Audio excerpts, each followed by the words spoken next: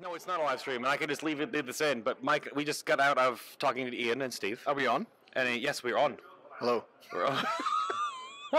No warning with this guy. He's just raw. He just goes. Oh yeah. Well, the camera hit record, and I said, "Well, we're going to talk about what we just sat down with Ian about." Yeah, I have to say, thank you for inviting me in. You're welcome. Because Ian did not know I was going to be there. He did not. Ian did not know. So, in the order of operations, you're watching this after you've watched Mike and I interview Ian and Steve, and in the wrap up, we asked Ian, or I did. I said, "Did Josh tell you that I'm bringing Mike along?"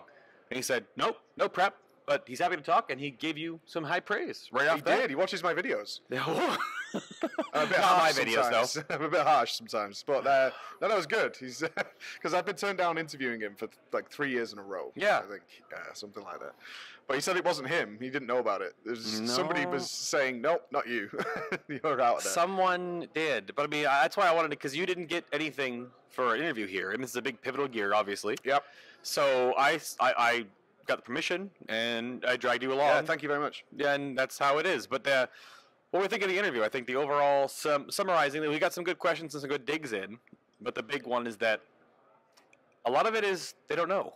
Yeah, that's what I came away from. Is a lot of stuff we really care about, because obviously we've seen the artwork, we've seen the design, we've seen some ideas of what's going to happen, the mention of the covenants, the Tower of Torgoth, and all these kinds of things. But the details of how these things are going to work, really, they don't know.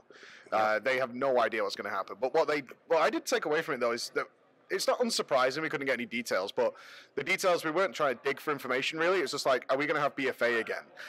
So you saw there was questions, which is like, are we just going to system on top of system? Visibly stumbled to try to answer the question properly, because he obviously knows that it's happened twice in a row now. Yeah. I mean, we wrote it down just to make sure we were right. Every patch of the last two expansions has had something. So it was artifacts and legendaries, and then concordance, and then Netherlight Crucible. Yep. And then we had Azurite, and then essences. Now we have corrupted gear. Yep. So it's always a layer. So that's why you could see in the interview that he kind of turns in his head how, because he doesn't like it. But that's one way, I guess and then you asked about the patches on patches and new players versus old players. And again, you can see how he's just he's fighting with how to do these things, even answer the question. Well, it's I appreciate his struggle, which is what we've put in a number of videos. It's making WoW gear interesting is not easy. No. But we've also gone way too far, because, I mean, a couple of times what I wanted to ask him is, how do you resolve this in the office? Certainly with required content, because he said the Torgoth Tower is going to be required content. Whether you like that endless mode or not, you're going to have to do it to get your legendaries in the Shadowlands. So it's like, well, how do you manage this? Because, of course, we talked a lot in BFA about having chores, and it's like, we don't want this anymore. We don't want chores. Yeah. And we weren't aggressive about it or anything, just trying to set the scene for this conversation. And you can see it is he was very aware of it. It's like, yeah, we do know about this, and we're doing something about it. What exactly we're doing, though, is the problem is we don't know. We don't really know what we're going to do about it, but they're aware of it. He almost we mentioned Islands and Warfronts as well, and he never mentioned them at all in the Shadowlands presentation. He didn't mention them in there. I think that content is just dead. I think they just put a bullet in it. Because it sounds like, too, even with the AP grind, and how he even says, let me tell you about anima power, is the anima system does look like... That's funny, I like that. No, it was good, but it does look like there's going to be a maintenance amount. That'll be our cap. They talked about caps, which made me very happy, actually. Yeah, beyond that won't be power progression. No, it's cosmetics, it's toys, it's rewards, it's things like that. Which might make the tower not feel as because the tower will be the fun thing you can just keep doing over and over and over again.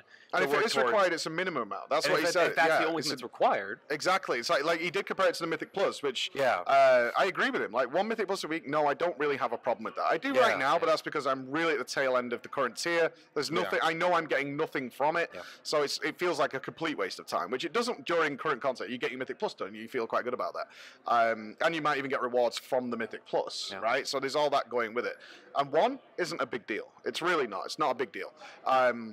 And so talking about, when he mentioned caps, I was like, that's so much better. Just the idea of there being a limit on how much there is that's useful to you in any way. And that's easily attainable, whether it's anima, which is definitely going to be, I mean, it seems to me it's definitely the new AP, Azurite, whatever you want to call it. And but it's capped on its usefulness. Yeah. And after that, it's like extra will do some stuff. Because there's lots of cosmetical stuff, and I think even you pointed this out, I don't know, 2 years ago or something, I'm sure on a past show in some way or in a video of yours about how the way for engagement and the fun to return is to have a lot of things you could just do for fun that aren't part of this power grind. Power's not that fun anymore in WoW because certainly for the guys who've been squished a few times, power just isn't that interesting because you know you're going to lose it. You know it's temporary, and ultimately the only thing for most of the power gains we get, the only way you tell it's happened is the damage meter is slightly higher. Yeah. Like physically you can't tell. Your character doesn't tell. But one of the best things we saw about the Shadowlands for me was the buildable wing cloaks. And you construct and modify them yourselves, and they're purely cosmetic. Because I know, even I am interested in that, and I could do it at my own pace. Because it doesn't do anything. Hopefully, it doesn't give like extra crit or something ridiculous like that. Right? That's when it gets annoying. It's like, well, I actually need to wear this one, and I need it to have this debuff on it. What I want to do is mess with it. I want to make it as cool as I want it to be. The combination of the Covenant customizational added stuff, and then hopefully also the class and race or race combination, that kind of stuff, like the Wildhammer clan paintings and all the stuff for trolls, the very early things on there. That would have been another follow-up question I had if I had more time to talk to Steve, but I definitely wanted to hammer home the character customization, like the engine itself. He doesn't know how it's going to work. And he doesn't know how it's going to work either. I mean, you did bring it up, and he's like, we don't know. Yeah. Like, we know what he wants to do, but we don't know how we're going to get it done. It makes it, my earlier predictions about this was that depending on how far along we see BlizzCon 2019, we know it's a 2020 launch. Ian confirmed it's a 2020 launch, but it might be like an actual end of the year because it does not look. Yeah, we got told in December 2020. That's what we heard. And we were like, can't be, because we think 8.3 is the last raid and so on and so forth. But then listening to them in there, which is like, we don't know. Like, we have an idea how gearing is going to work in Shadowlands. Like, overall, they don't know because they're going to wait and see what happens with the corruption system. And from there, they'll make decisions. So that's a lot of core systems. Yeah. That they just don't know about yet. So I feel like we're very early in the Shadowlands announcement, like really early, maybe even too early, because we were talking, we knew there was going to be a new WoW expansion. And then based on our past knowledge, we were like, okay, so we'll probably get alpha around maybe March after the new raids come out, maybe, April, then beta, June-ish, and then something like maybe August for the new expansion, and then we were told like December. It looks like it's going to be December 2020, and we were like, whoa, well, because more than 12 months away. The idea, if they have the same cadence from Legion to BFA, is that we have to get alpha beta in like February, March, and then 6 months later, in August of 2020, we get the new expansion, which would be 2 years, because BFA came out in August 2018. But it does look like if they're trying to do all of this. And there are some overarching systems here that we didn't even touch on or talk about because we were just like, yeah, okay, good. Like the way you can level a character, the switch back to 50, going back to 60. We didn't really get to ask about how end-game experience is earned on ults towards mains. Well, we only have all these other things. And most of our time pre-interview was what shouldn't we ask because we think somebody else will ask it. Also true. We're recording this and our reactions here. Tomorrow, Saturday, which may be the day you watch this, depending on how this all goes online, is when the deep dive panel goes up, and that's when they're going to go over more of the bigger systems. So we might have more things answered. The only issue there is that there are some ports which are like dig around that they may not just say because our audiences both really care about a lot of the gear progression, how you build your character, how it matters, how your character feels. We have the media to play here. And the demo that we can play to explore. Yeah, we have played the Shadowlands, is just 8.3, probably, or whatever patch they pulled this out. I don't think it even had essences. There's no essences. There's no necklace. There's no Azerite. No Azerite. There's no new talents. There's nothing. War mode is still the exact same toggle there. Level 50. The pan is the same thing. They've moved when you get talents, sure, but there's nothing new for us to dig into. Yeah, you could run around the new zone. That was it. And it looks amazing. It looks amazing. Like, and again, I did drop in there. It's like, how sore is your back? You did. I mean, I was trying to. I mean, I had to say it. I opened up like my storytelling question to Steve to sort of preface the fact that I can't just ask like the meme answer is like, how sore is your back? Like, but I wanted to make it feel, and he was overwhelmed because I guess it must be a huge thing for the art team because they're always not carrying because other parts of the game really work really well. But for you and I, we always see these systems and the AP grind and all this nonsense that kind of weighs it down. But we never, ever, even today, when we were watching the panel, you look over me and say, here comes the art team's flex. And that was the trailer, and that was them flexing. Yep. We got shouted at, actually, by someone because we were like, the art team. we were kind of loud in the media riser, yeah. But it looks true, and it's gotten to the point where I can't trust anything I see on a screenshot. I have to always take it now with a pinch of salt, because it's going to look amazing. I know it's going to look amazing. And we were with Sloopbag was playing Shadowlands. sitting down in front of us. He's playing Shadowlands. He's running around. He's just showing us places. I'm like, this looks so fucking good. And I'm like, stop hyping myself. Stop hyping myself because. And now we have the interview. And it's like, well, we don't really know how this is going to work yet. And I'm like, okay, I need to slow down. Because there are other things that were confirmed sort of before and around this time frame, and again more tomorrow. I imagine is that there is. Corrupted gear is a test of how special gear systems work that aren't eye-level based. That is what they're testing now to move that into 9.0. They don't have a gearing structure. That's why Ian also doesn't know about tier sets, but it doesn't sound like he likes them at all. It seems like there's a couple of answers I really didn't like that he gave. Yeah, well, you didn't like, we didn't really have time to expand on them, which is fair. We got to ask questions. One was that, like, tier sets, what do we really accomplish with that? And, I mean, I had an answer for that question, but we have to move on. And the answer was... You got to have class-specific stuff tied to the tier sets that you could change every tier. I think that the covenants give us that though now. So we kind of feel like that's going to be generic. Maybe there is going to be class-specific things, which you said they are going to be in there. And again, the covenant system isn't really finished because it's like it's going to be horizontal. It's not really going to be a power thing. It's going to be more choices. So they have an idea of what the covenant thing is going to be. And it might exactly be the case. It's like we're achieving this elsewhere. Fine. If that's the case, it's fine. The other answer is that I think it was very dismissive of how bad simming has got. Because he basically just said, well, people are going to sim regardless of what we do. I was like, that's not where we are right now. We are that was a tough one. Yeah, we're so far beyond that. Because I did bring up, it's like people are literally paying websites now to figure out if gear is good. And his answer was kind of like, well, people are always going to sim. I'm like, that's really not where we're at all. We are well beyond that situation where it's a case of someone trying to min-max an extra 0.5% of DPS. Yeah. Right? But what he did say on the backside of that is if you need to sim to get 16-17% extra performance, which we absolutely do right now, like because you can't work out Azurite traits, essence traits, or anything along those lines. If those don't exist, exactly, those are going to go away. So, and we did bring up like, are you just going to layer more stuff on top afterwards? And he's like, we don't know. Was his answer? Because maybe we're going to have to give you more Covenant stuff. I mean, what is the progression of Shadowlands going to be? And it does appear that they're not sure. And the reason they're not sure as well is they don't even really know how it's going to start. Yeah. So how it's going to progress, they're not sure. But I mean, we did our best to voice our concerns on these, I guess. We definitely did. We tried to. We snuck in like an extra question, like as we were leaving, because we knew that there was still more. We were being kicked out of the room because there were things we wanted to ask about how like the tower progression works, the Tower of the Damned, how it's infinite. But like, does power come from that? Is an Arcano crystal coming from that, or is it only part of the legendary grind? Which, if that's the only mandatory thing, as you said earlier in this sit down, then that's not that technically terrible. And if it's fun, that's how Ian responded too. Like, repeatable stuff needs to just be fun.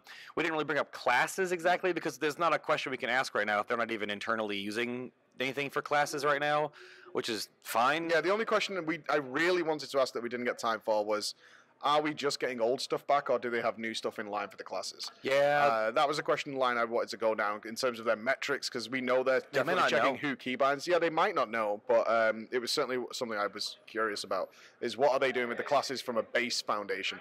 But we can take away from the actual first stage performance that we've seen, was that they're going back to classes being classes and not a class being 4 individual classes on its own. They did straight up. He said that directly, which is fine. But are you going to be a fire mage with Arcane Explosion and Blizzard and Flame Strike and Frostbolt and Frostfire Bolt? Like what? Potentially. I mean, we're looking at the guys playing Classic right now, and they like that. Like, players like utilizing those. Yeah, I'm a fire mage, but I want to use the slows of Frost. You know, I don't need slow fire or whatever to mix that in. It feels like, because the alpha we're able to play, it does feel that they are working on the overarching.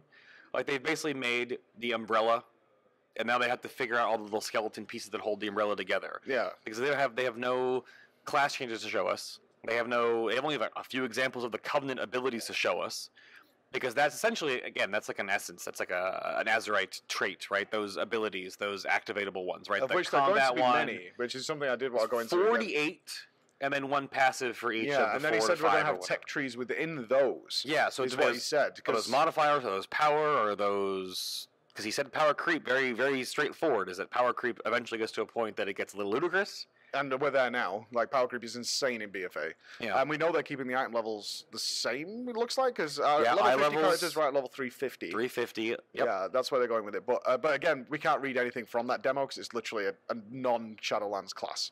It's just a character a WoW character, a very Can't see balanced WoW anything, character.